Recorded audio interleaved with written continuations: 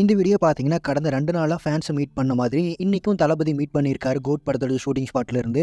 இன்னைக்கு தளபதியோட காஸ்டியூம் மாறி இருக்கு. ரொம்பவும் லூஸான சட்டையா போட்டிருக்காரு தளபதி. நேத்து ரஞ்சிதமே கிஸ் கிடைச்சது தளபதி ஃபேன்ஸ்க்கு. பட் இன்னைக்கு கிடைக்கல. ஸோ அதுதான் கொஞ்சம் கவலையா இருக்கு.